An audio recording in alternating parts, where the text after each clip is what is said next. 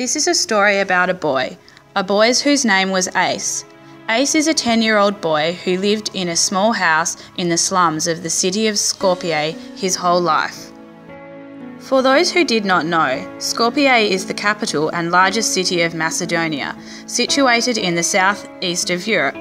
There was more than 150,000 people living in that developing city during that time. One day, on the 26th of July 1963, a horrific natural disaster occurred. A 6.1 magnitude earthquake hit the centre of Skopje. Ace was shook awake by the earthquake. Mom, what's happening? Why is our house shaking? His mum was also shocked, but she knew straight away what had been happening. She rushed Ace out of the house and into some open space nearby. Luckily, they were joined by all their neighbours as they watched their houses crumbling down around them.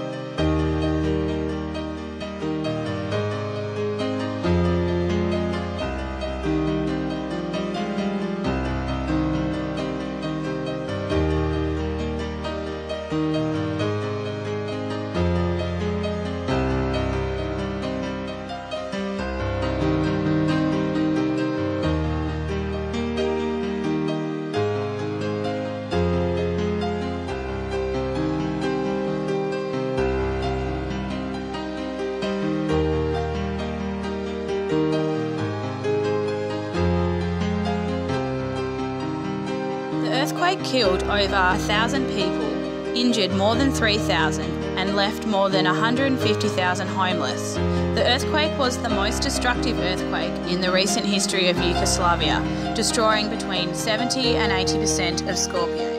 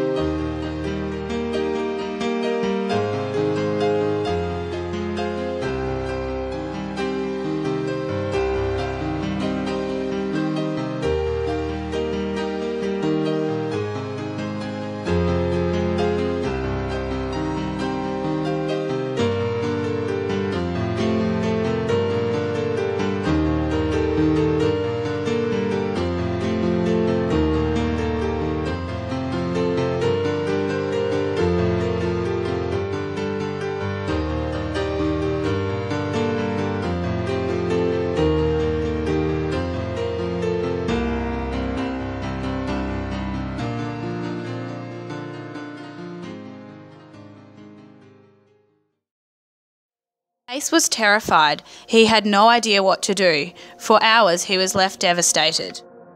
Until suddenly, help arrived from the Yugoslavian army a few hours after the earthquake hit.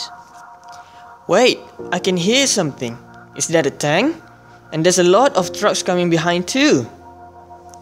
People surrounding Ace knew that help was on the way. The army started to move in, bringing tanks and trucks filled with food, supplies and water. Before the night was over, medical tents and shelters had been set up catering for the injured. Around 25,000 emergency shelter tents were provided within 24 hours by the emergency organisations. In total, 5,000 tents and 1,711 huts were supplied. Out of 40,000 families that were housed in tents within August and September, only 104 were still living in them by the time of New Year's Day in 1964. Over the next few days, there was more help coming in from different parts of the world, including Austria, Bulgaria, Denmark, Finland, France, Germany, Italy, Mexico, Norway, Poland, Sweden, Switzerland and the USA. Approximately 80 countries in total came to lend their hand for the people in need, people like Ace and his mum. Hey Mum, I'm really hungry. It's okay, Ace. We can go over to that army food tent and get some food and water. You'll feel much better after that. Okay Mum, let's go. Mom, why there are so many people speaking in different languages around? Ace felt confused but was also curious at the same time as to why there were so many people around talking in different languages. But Ace knew everything would be alright. Ace and his mum felt a lot more positive now, with the support of the army and other countries providing them with shelter and food supplies. Over the next few weeks, disaster relief teams worked together to construct the prefabricated housing settlements. The reconstruction of Skopje was separated into two stages. The early reconstruction stage, which involved predominantly the construction of prefabricated housing settlements to provide housing for approximately 100,000 people. The Yugoslavian government decided to repair buildings to accommodate about 50,000 people and constructed new prefabricated housing to accommodate 70,000 people within a few weeks after the disaster. Demountable dwellings were imported from overseas 10 days after the earthquake. This stage involved the development of 18 settlements spread around the outskirts of the city centre of Skopje. Made up from approximately 14,170 prefabricated dwellings, some of which were donated and others paid for by the UK and other countries around the world. The prefabricated emergency housing was fully erected 8 months after the earthquake hit. Many other dwellings were also repaired, which allowed this stage of the reconstruction to be completed in December 1964. This map illustrates the 18 settlements located in Skopje, followed by some details of some of the settlements. Vlay settlement. This prefabricated housing is single-storey, 4-person unit. The size of each house is 40 metres squares, which includes a bathroom, kitchen and a bedroom. The exterior walls are made from ALC, autoclaved lightweight aerated concrete. Panel and roofing is made of asbestos. Cinderlik settlement. This is a single-storey unit and the size of the unit is 60 metres squared. Kozlay settlement. Kozlay is the same as the other two settlements mentioned above. It is a detached single-storey unit, 60 metres squared in size, also made of ALC. Ace was excited by what he could see, trucks and construction work going on everywhere around him. Hello sir, I was wondering if I could help you build this house. The construction worker replied, I'm sorry son, but I'm alright here. These houses are fast and simple to construct. I'll be done in no time. The construction worker went on to explain to Ace the construction process involved with the prefabricated housing and their types that were being constructed all around Skopje. He explained to him what a prefabricated home is.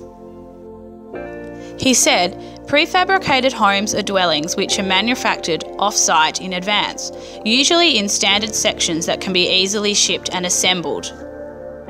He also said, Well, there are 3 types of prefabrications.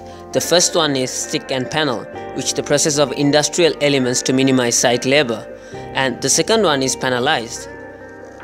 The complex assembly is fabricated into panels for easy transportation, which includes elements as services, finishes, and installation minimizing on site.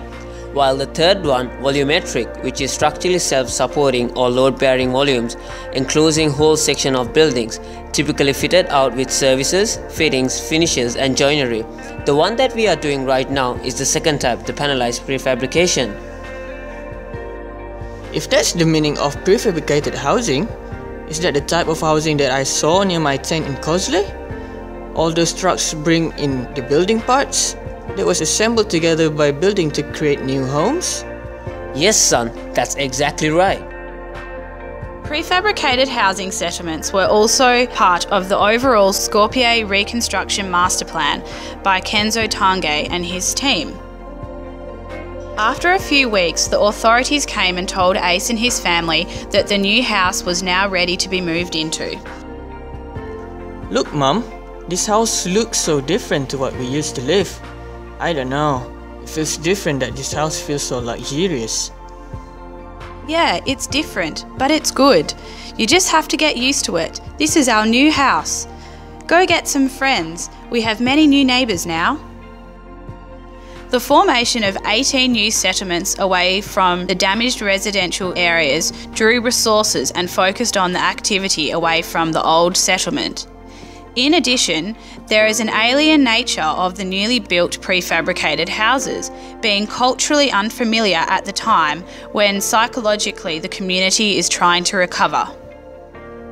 The earthquake caused a lack of normality, along with the disrupted social structures and the broken neighbourhood, which were also some of the negative aspects on the community in its recovery from the earthquake. The concern on this matter is brought up because there are key differences on the types of prefabricated units, especially between those locally made by Yugoslavia and the ones from other countries. While most of the prefabricated homes are single-storey units, with a few exceptions of the multi-storey units like in Zelzara and Karposh. There is no solid evidence for any of the prefabricated housing actually engaging with the site context, which is important in defining the design of the prefabricated homes. Building design is dependent on spatial context, circulation, habitations, materiality and climate.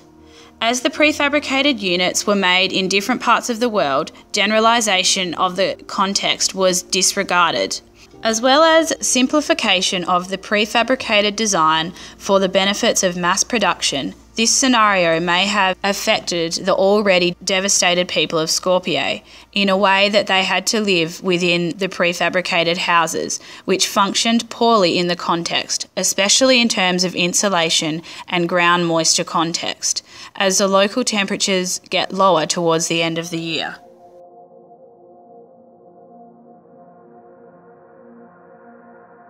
But nonetheless, the wait had now ended. The family finally got their proper shelter, which was a well-built unit as their new home. They only had to wait approximately 10 days after the incident. The success of prefabricated housing can be measured using a variety of different criterion when used under different circumstances. Unfortunately, prefabricated housing carries a stigma of cheap, undesirable housing that is often used temporarily for disaster relief. Prefabricated housing provided by governments and international agencies in the relief of disaster is also criticised for being too expensive and too late, drawing resources away from the permanent construction.